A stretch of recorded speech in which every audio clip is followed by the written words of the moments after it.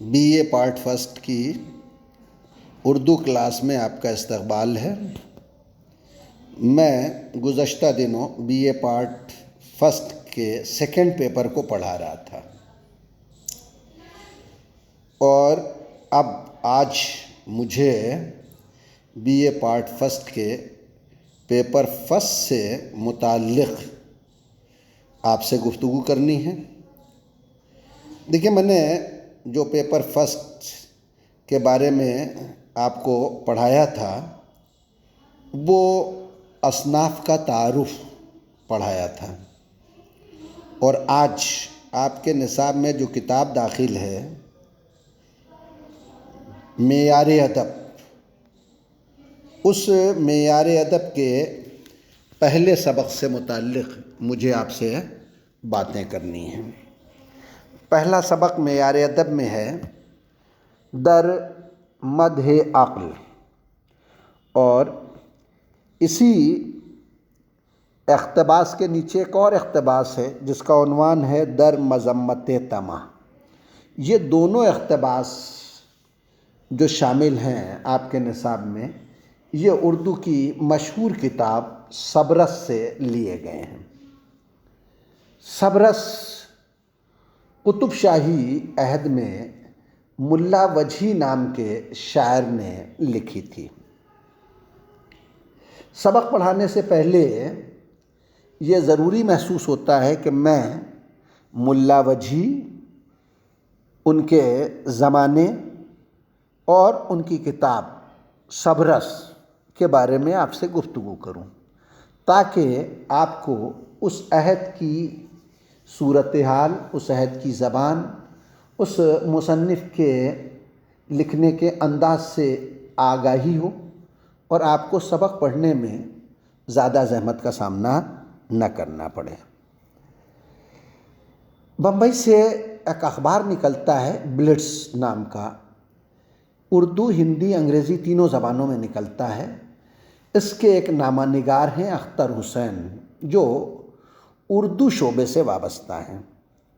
انہوں نے ملا وجہی کے فارسی دیوان کا مطالعہ کیا، کہیں سے انہیں حاصل ہوا، اس کو انہوں نے پڑھا اور اس کا مطالعہ کر کے ہمیں یہ بات بتائی کہ ملا وجہی کا جو نام ملا وجیہ الدین یا محمد وجیہ الدین جو ہے وہ ہمارے پرانے محققین نے لکھا ہے، وہ درست نہیں ہے، بلکہ ان کا نام سعد اللہ تھا اور وجہی تخلص تھا۔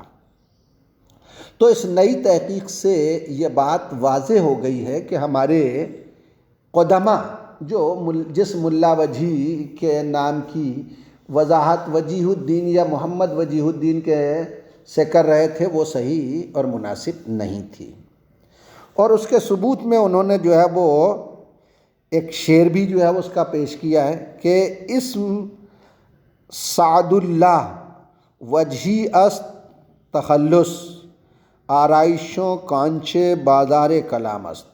یہ فارسی کا اس کا ایک شعر دے کے انہوں نے یہ ثابت کرنے کی کوشش کی ہے کہ وجہی کا نام سعد اللہ ہے، نہ کہ جو ہے وہ وجیہ الدین۔ اس ملا وجہی نے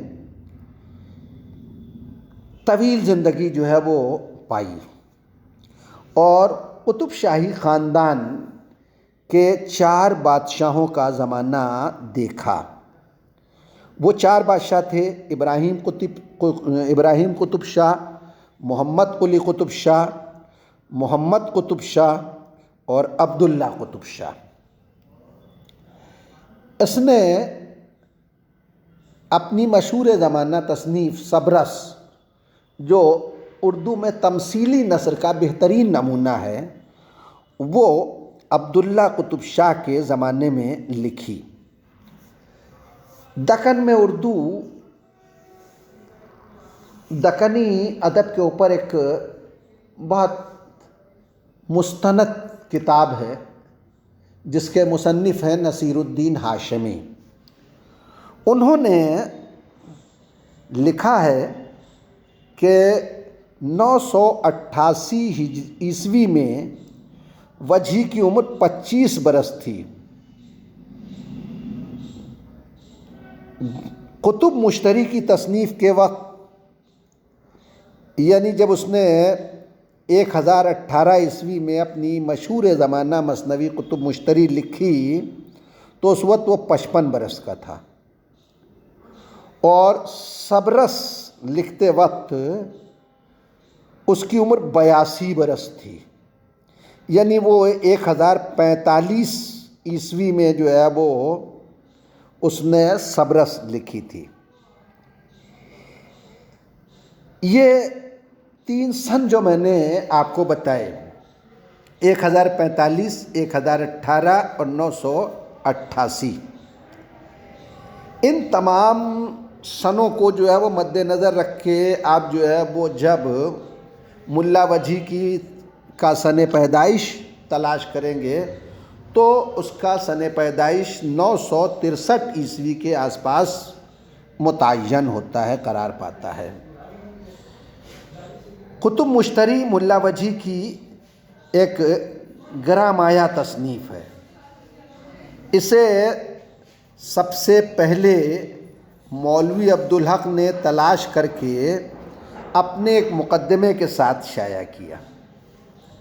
انہوں نے اپنے اس مقدمے میں ایک قیاس یہ بھی ظاہر کیا کہ کتب مشتری سلطان محمد قلی قطب شاہ اور بھاگمتی کے عشق کا واقعی بیان ہے۔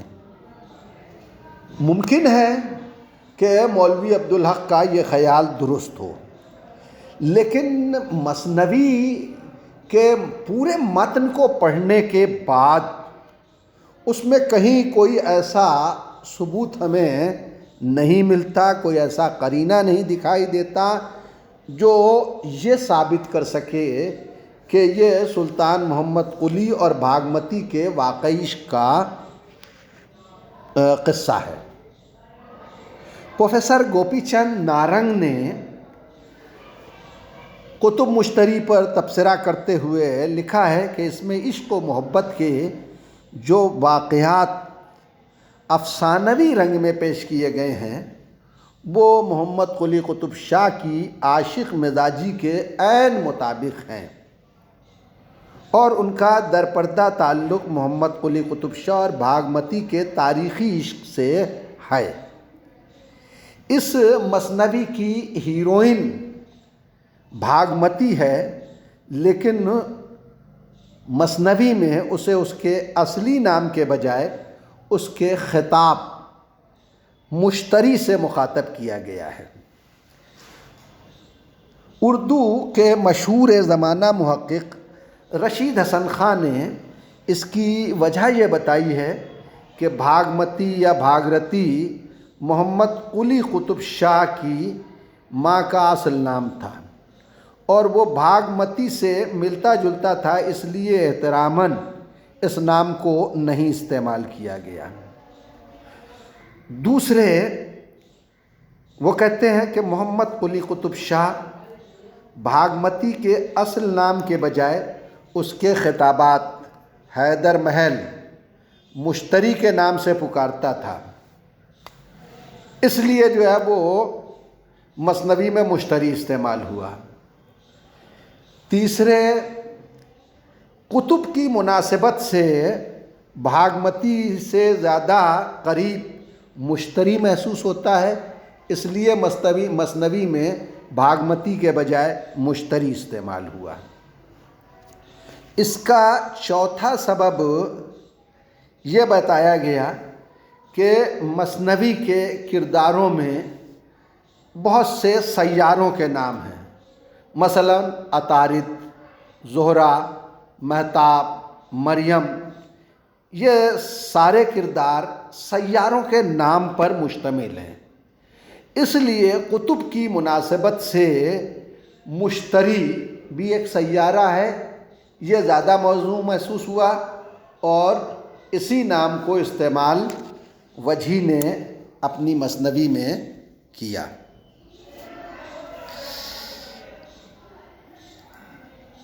مثنوی قطب مشتری میں کردار نگاری کا جو پہلو ہے وہ ذرا کمزور ہے، اس لیے کہ ملا وجہی کو کردار نگاری پر مہارت حاصل نہیں ہے۔ اس کے اکثر کردار آئیڈیل مثالی ہیں اور ہر جگہ اور ہر حال میں یکساں رہنے والے، ایک جیسے رہنے والے کردار ہیں، ان میں کوئی بہت زیادہ تبدیلی آپ کو دیکھنے کو نہیں ملے گی۔ مثنوی کے کرداروں کی جو شخصیتیں ہیں وہ عموماً لچکدار نہیں ہیں، اس لیے غیر فطری اور مصنوعی معلوم ہوتی ہیں۔ مشتری کے کردار کا روشن پہلو جو ہے وہ اس کی نوکرانی سے یا اس کی خادمہ اور ملازمہ سے اس کا حسن سلوک ہے۔ باقی مشتری کا کردار بھی اس مثنوی میں بہت ہی سطحی قسم کا کردار ہے۔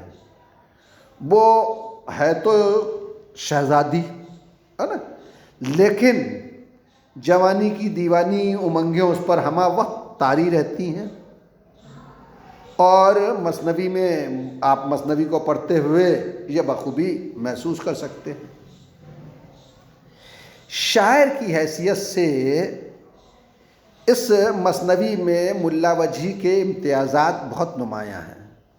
مثلا اس مثنوی میں تشبیہات و استعارات کا دلکش جال آپ کو پوری مثنوی میں بچھا ہوا جو ہے وہ دکھائی دیتا ہے۔ ملا وجہی نے شاعری کے علاوہ نثر میں بھی اپنی یادگار چھوڑی ہے۔ نثر میں ان کی تصنیف سبرس ان کی یادگار ہے۔ جس طرح قطب مشتری اہمیت کی حامل ہے، اسی طرح نثر میں ان کی یہ کتاب سبرس بھی بڑی اہمیت کی حامل ہے۔ قطب مشتری اور سبرس دونوں کی تلاش اور اس کی اشاعت کا صحرا مولوی عبدالحق کے ہی سر بنتا ہے۔ اسے بھی مولوی عبدالحق نے 1925 عیسوی میں دریافت کیا، اس پر مقالہ لکھا، اور پھر 1932 میں انہوں نے یہ کتاب مرتب کر کے انجمن ترقی اردو سے شائع کی، اور اس کتاب پر ایک دیباچہ بھی تحریر کیا، مقدمہ بھی تحریر کیا، جس کی اپنی ایک اہمیت ہے۔ جب سے یہ کتاب منظر عام پر آئی ہے تب سے یہ بات بحث کا موضوع بنی رہی ہے کہ سبرس کا اصل ماخذ کیا ہے، یعنی سبرس کا اصل قصہ کہاں سے لیا گیا۔ تو اصل اس کی محمد یحییٰ ابن سبیق فتاحی نیشاپوری کی فارسی مثنوی دستور العشاق ہے۔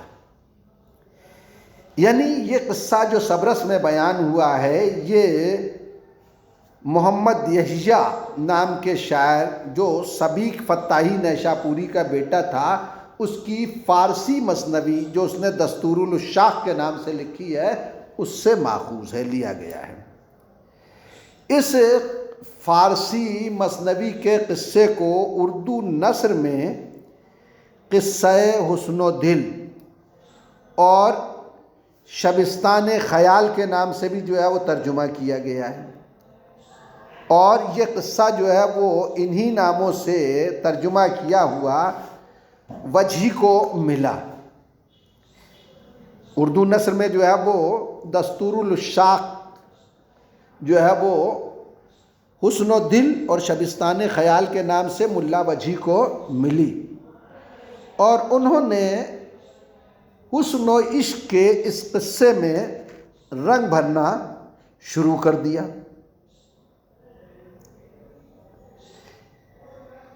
لیکن دیوی سنگھ چوہان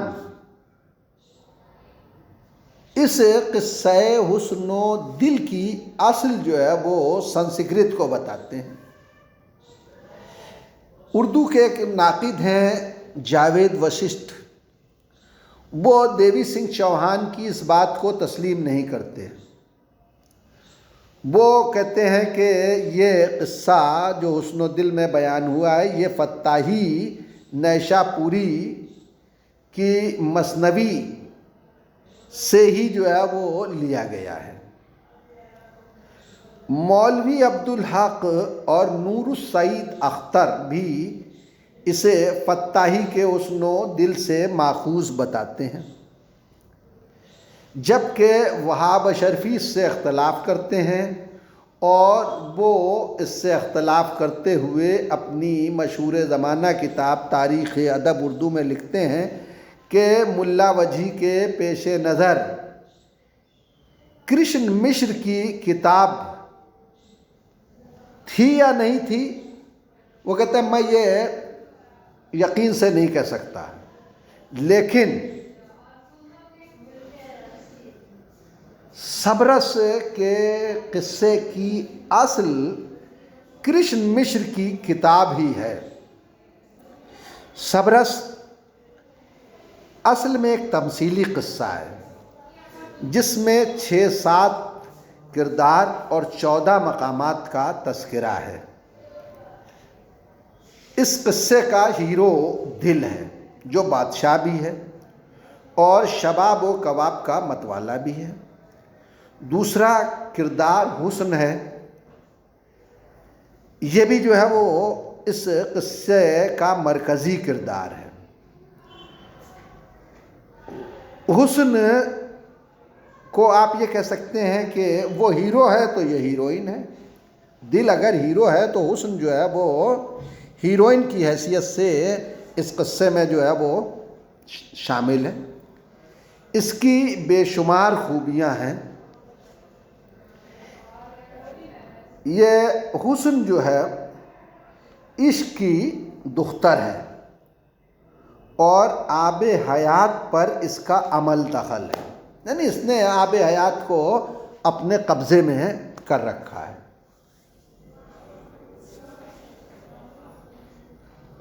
حسن دل پر عاشق ہو کر کسی طرح اسے بلوا لیتی ہے۔ عقل اور دل لشکر کے ساتھ شہر دیدار کی طرف بڑھتے ہیں تو حسن اس کی خبر اپنے باپ عشق کو دیتی ہے۔ عشق اپنے لشکر کے ساتھ اس کا مقابلہ کرنے کے لیے نکلتا ہے، جنگ ہوتی ہے، لیکن جب دل زخمی ہوتا ہے تو حسن انتہائی کرب کے عالم میں ہوتا ہے۔ آخر میں حسن کی فتح ہو جاتی ہے اور وہ دل کو چاہے زقن میں بند کر دیتی ہے اور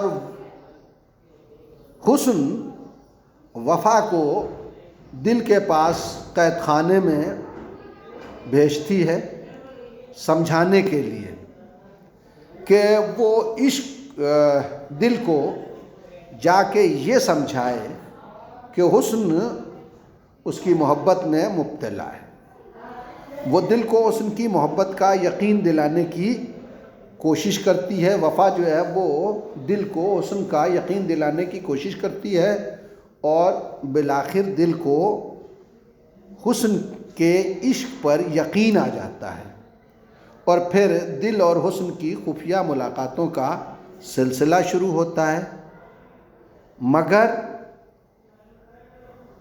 حسن دل کی بے وفائی پر غصے سے بپھر جاتی ہے اور اسے سزا دیتی ہے، مگر بات کو جب حقیقت کا اسے علم ہوتا ہے تو حقیقت کا علم ہونے پر حسن جو ہے وہ دل سے معذرت کرتی ہے۔